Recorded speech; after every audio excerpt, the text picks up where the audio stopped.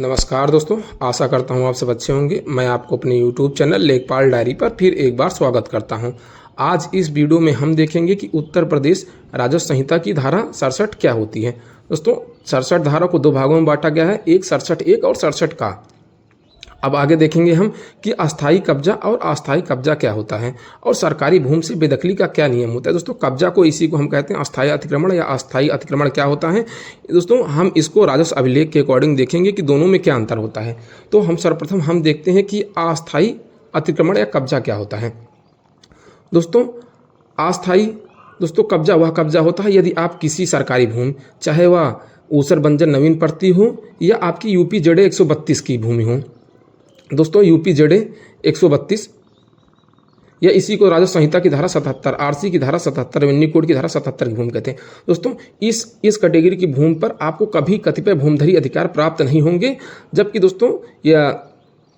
जबकि आप इस पे यदि अस्थाई कब्जा की हैं तो आपके लिए ऊपर प्रक्रिया है ही। जबकि अस्थाई कब्जा करने के बाद दोस्तों आपको कोई आपके ऊपर न तो प्रतिक्रिया, आप ये कहिए कि आपके ऊपर कोई न तो कोई जुर्माना लगाया जाता है, न ही आपको कोई बेदखली की कार्रवाई की जाती है। बस आपको यदि गवर्नमेंट को आप अस्थाई कब्जा की हैं, अस्थाई कब्जा का मतलब ये होता है कि यदि आप जैसे बांस बल्ली के घर बना के रहते हो, अपना पशु बांधते हो, या मतलब लकड़ी का घर बना हुआ है छोटा सा, या चराई के लिए पशु का प्रयोग मतलब चराई अपना करते हो पशु, तो वो कैटेगरी जो होती है कब्जे की अस्थाई कब्जा होती है।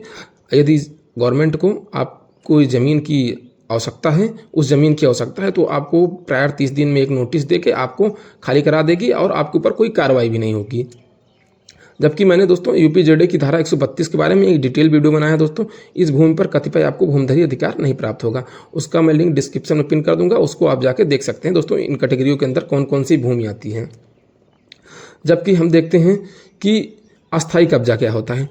अस्थाई कब्जा की परिभाषा ये है कि दोस्तों कि यदि आप किसी भी सरकारी भूमि, चाहे वह धारा 77 के अधीन आती हो या ना आती हो, या ग्राम पंचायत की भूमि हो। ग्राम पंचायत की भूमि में दोस्तों सामान्यतः आपकी जो पॉपुलर हैं, जो ज़्यादा जगहों पर पाई जाती हैं, वो आपकी जैसे ऊसर की ज़मीन हो गई, बंजर हो गई, नवीन पड़ती हो गई, इन कैटेगरी की भूमि जो कि आपकी ग्राम पंचायत की भूमि मानी जाती है।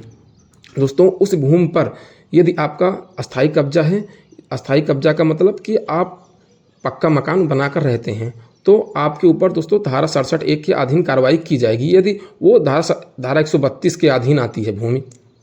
आपकी यूपी जेडे की जमींदारी एक्ट की 132 के अधीन आती है। जबकि यदि धारा आपकी ग्राम पंचायत की भूमि है, तो दोस्तों यदि वो कब्जा आपका 29 नवंबर 2012 के बाद का कब्जा है, तो दोस्तों उस मामले में आपको आपकी कैटेगरी की हिदायत से कुछ रियायत देकर धारा 67(1) की कार्रवाई न करते हुए धारा 67 का के अधीन आपको उसका अधिकार प्रदान कर दिया जाता है। तो दोस्तों, धारा 67(1) क्या है और धारा 67 का, दोनों में दोस्तों बेसिक क्या अंतर होता है, इसके बारे में हम नेक्स्ट एक डिटेल वीडियो में से आपको समझाएंगे। अगर दोस्तों आपको अस्थाई कब्जा और अस्थाई कब्जा में क्या अंतर होता है और धारा 132 के बारे में जो मैंने आपको बताया, अगर जानकारी अच्छी लगी हो तो चैनल को लाइक शेयर और सब्सक्राइब जरूर कर दीजिएगा। दोस्तों, thank you for watching my video.